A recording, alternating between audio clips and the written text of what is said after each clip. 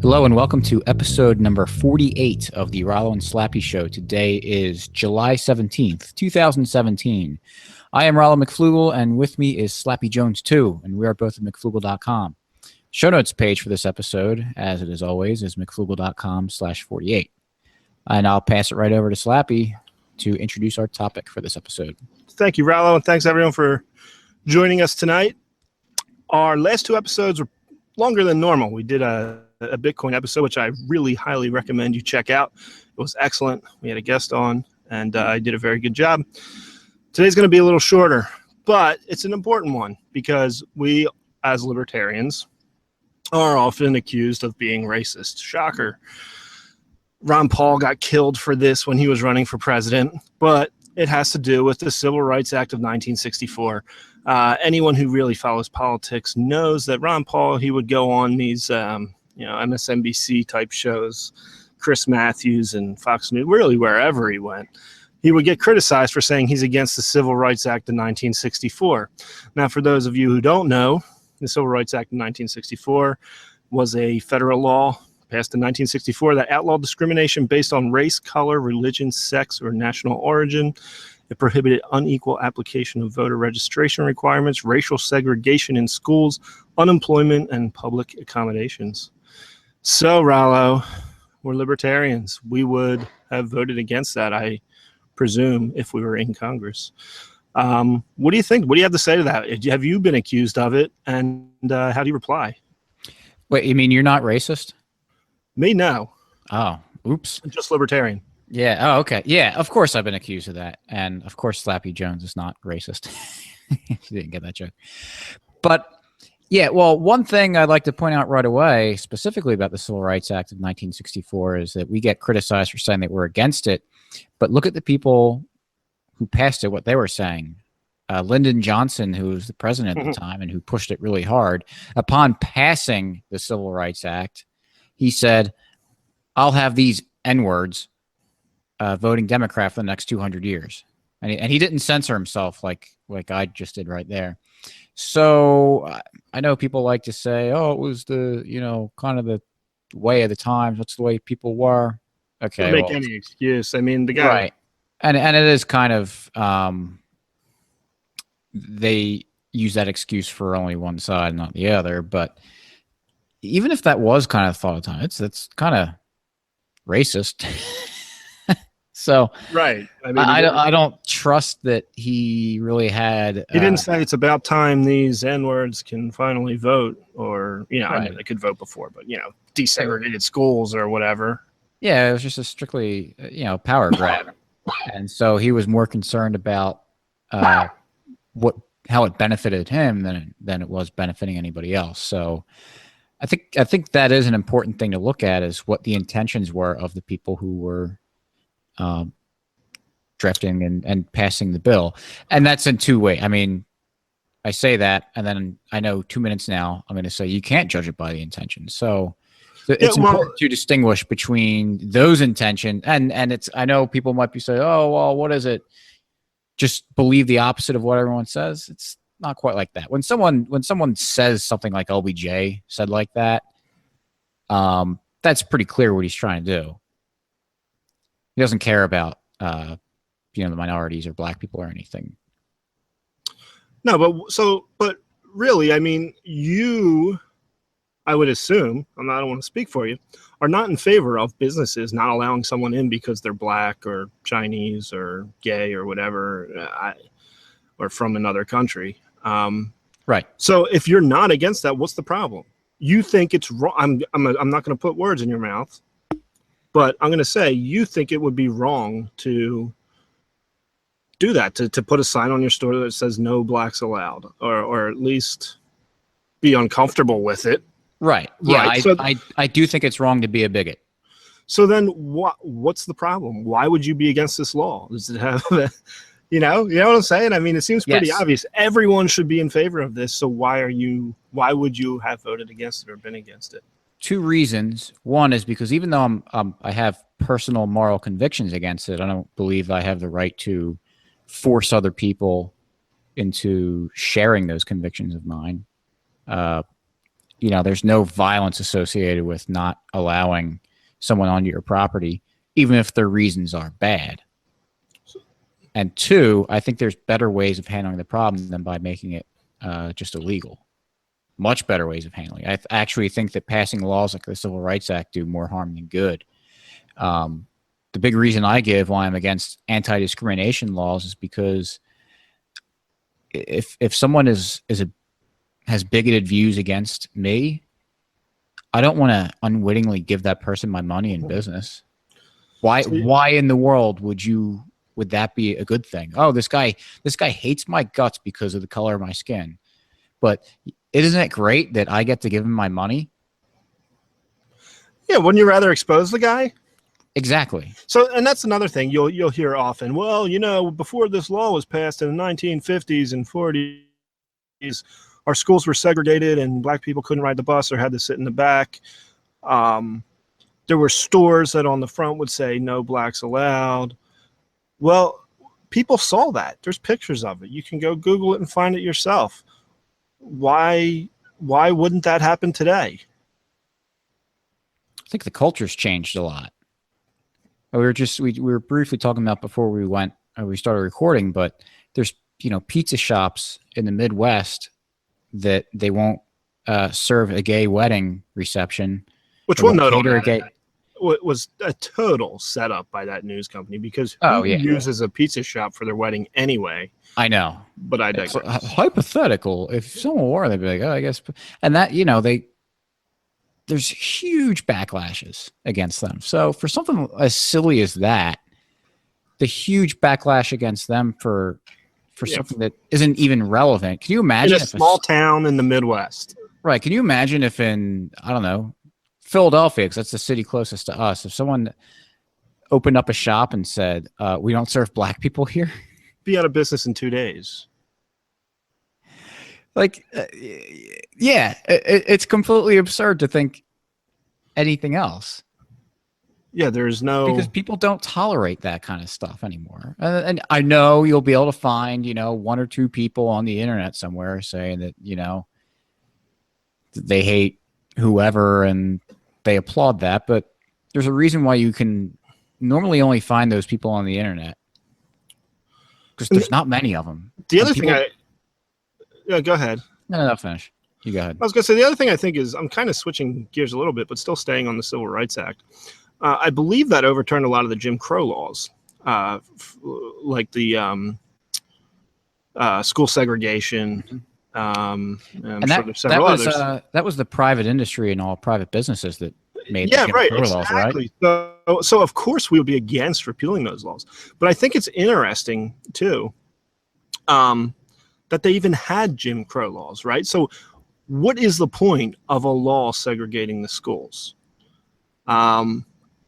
My guess, and this is I guess it's a theory. I haven't read this anywhere. I looked it up, but you have as is typical with government, they're always behind society, and there's usually old people running it. And so you have these old guys in Congress or in local legislators, and these younger people are more likely to hang out with people from another race, and they don't like it, and they see it happening, and so they have to stop it because the market is mixing the races. So the government has to step in and say, we don't like that. We're going to segregate them. We're going to make it a law that black people can't go to that school. Why would you need the law if it was already happening?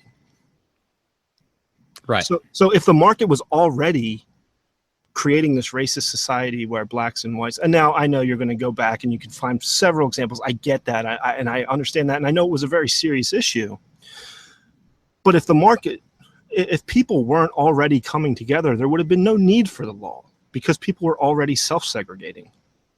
And I'm not saying it was, perfect harmony and everyone got along until the government came in and broke it up. Of course, there was plenty of racists around. I have no problem believing that. I wasn't alive.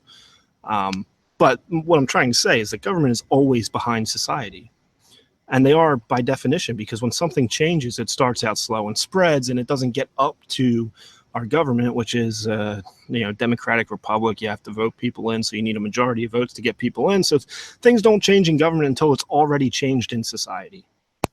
Right. And even on top of that, there's just kind of pure economic incentives to not discriminate based on being a bigot. Even if society didn't outright reject racists and bigots having stores and they wouldn't get shut down because there'd just be such a huge backlash.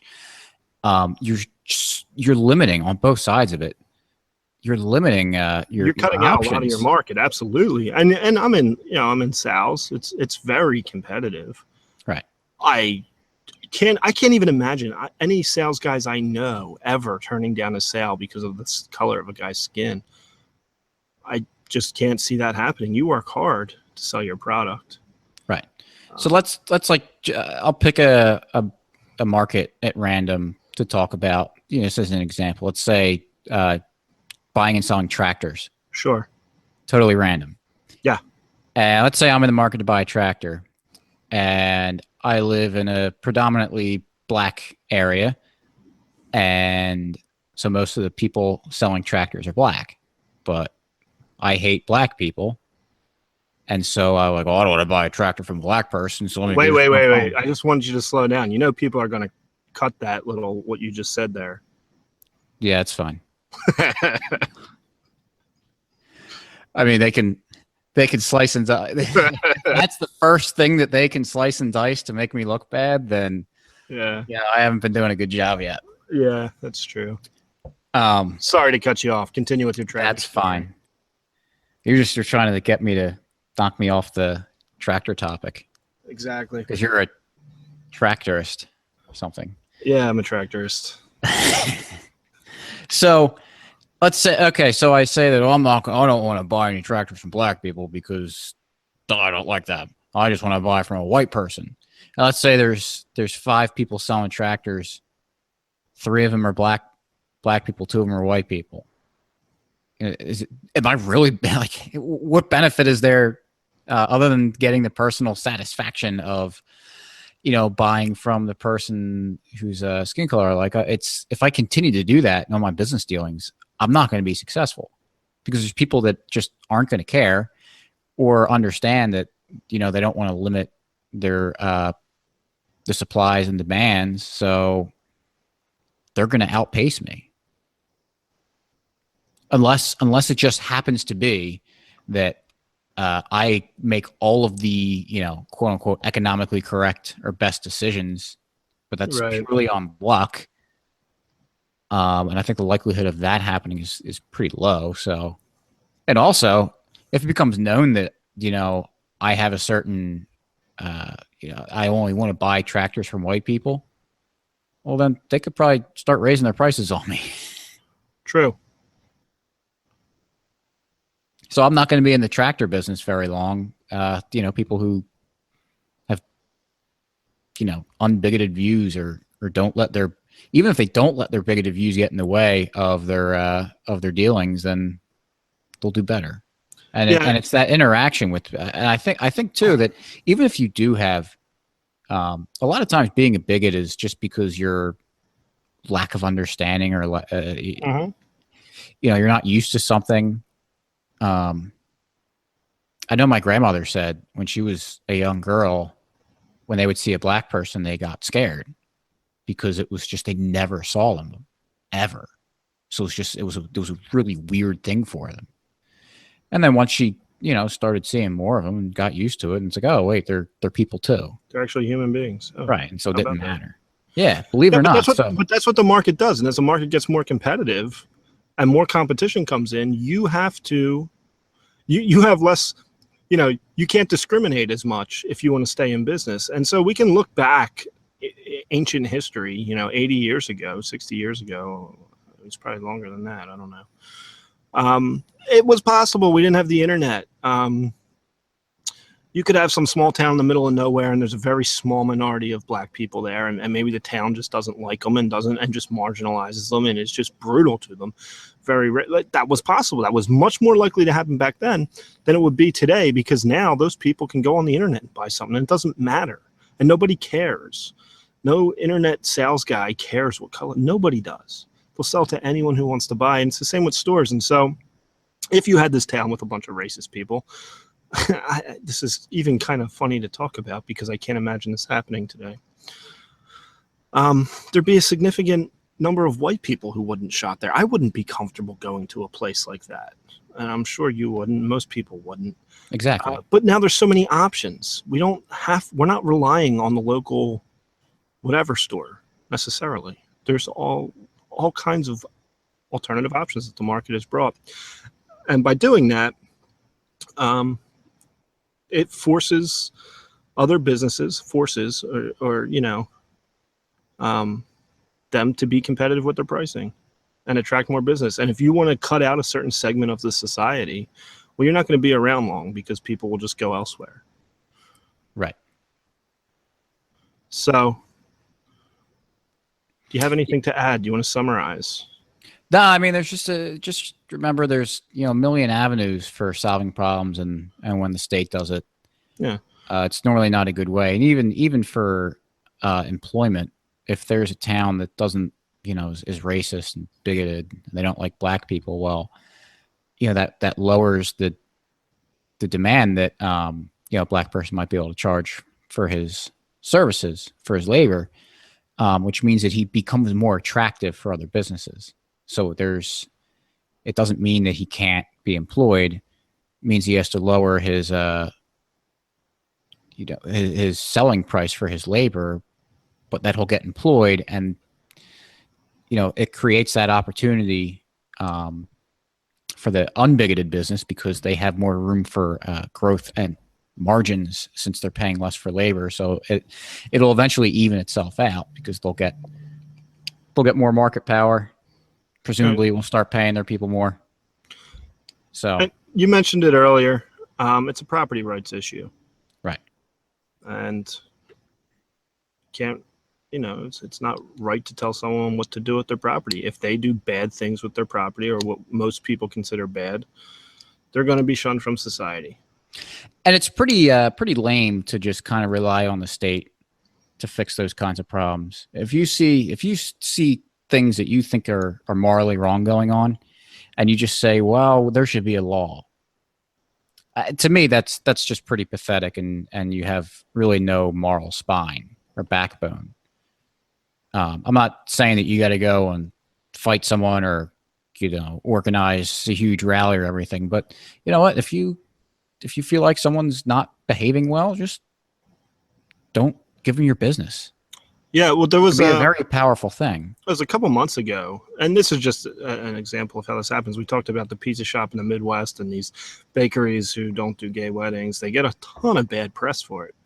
There was a guy outside of Philadelphia. I'm guessing he was a little drunk, but he owned a tree cutting company, and they got it on the security camera. There was a guy, I think he had cerebral palsy or something, and he's making, this is like insane to see today, by the way, and you can probably Google it and find it.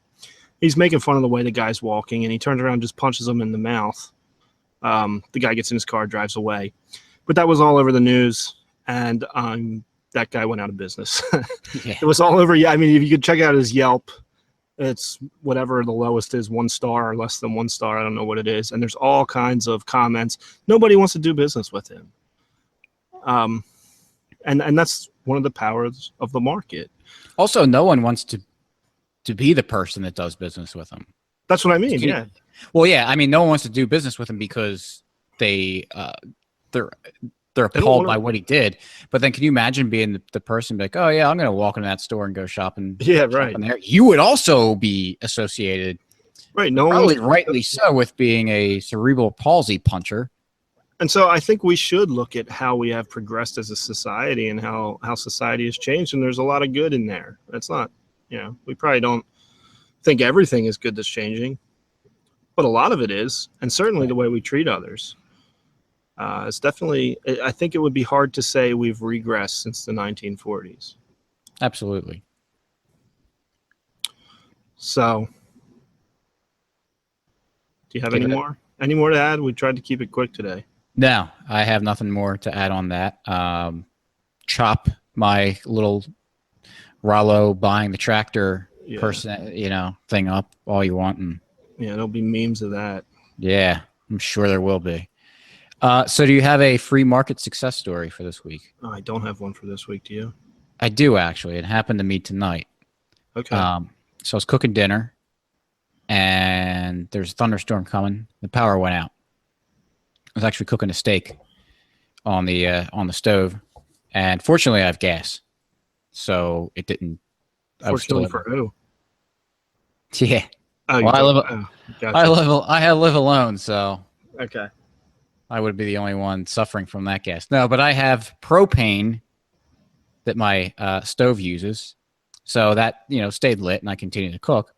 But it was kind of the thunderstorm came, so all the clouds were there, and it got really dark, so it was tough to see. But I had my cell phone in my hand, and just with one or two swipes, had a flashlight going. Back in the day, you don't even have to say back in the day. You can talk about cell phones probably 5 years ago, 6, 7 years ago. Right. I remember that was kind of a cool. People used to use the flash on their camera and turn it on. Then you could download an app to keep your light on. Now it's standard on every smartphone. Yep. And I remember before, even with cell phones, you had to go find flashlights and everything. Yeah, there'd be one somewhere in the house or multiple ones on multiple rooms in case the electricity ever did go out. Right, and hopefully there's batteries in it. Hopefully the batteries haven't exploded or leaked. Hopefully you can find the batteries, or you're looking at candles and everything. But it was just, super convenient. Something that you don't even think about as an issue, being like, oh, what happens if I need a flat? Like, you don't even have to think about this stuff anymore. It's right at your fingertips. It's literally in your right pocket. in your pocket at all times. If you need to get a flashlight, make a phone call, look something up on the internet, it's absurd. And that's not something that happens through central planning. No central authority said, you know what? Everyone needs a flashlight on themselves at all times. Right. We wouldn't have needed a fix for it because we all had them in multiple rooms in our house. Right. And if the government decided that right now everyone needed a flashlight, we'd probably all be carrying something the size of a mag light around. Yeah, that's true. So that's my little free market success story. Good one. Something little, but it's we don't important realize. important to appreciate the little things that happen. Absolutely. It's pretty incredible. It went from because normally when the power goes out, it's a little bit frustrating. You gotta, you're scrambling around a little bit, but I got a little chuckle out of it. So, yeah. So with that, let's do one quick little summary. Sure. In that, it's not that we think, in case those of you listening didn't listen to the whole thing or just saw the title and want to comment, it's not that we think not discriminating against people based on race, sex, color, religion is a bad thing. It's that it's a violation of property rights, and we think it would have been better handled without government getting involved.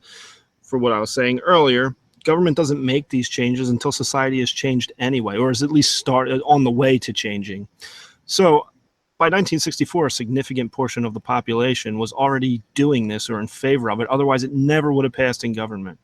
And by forcing it on people, just like forcing segregation, but then forcing people to associate with each other, usually has bad results. It just has to happen. So we'd probably be a lot better off without it. If it went away, if it was repealed, it's not like tomorrow we would see signs saying no blacks allowed. It wouldn't happen. It just could not happen in today's age. We have progressed.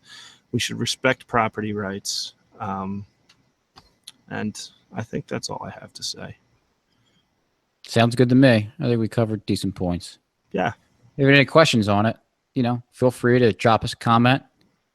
So head to the show notes page, mcflugel.com/48, where you can subscribe to the podcast on iTunes or Stitcher. Like us on Facebook, follow both of us on Twitter, and sign up for our email newsletter. And tell your friends. So, absolutely. Cool. We'll catch you next week. Later. Peace.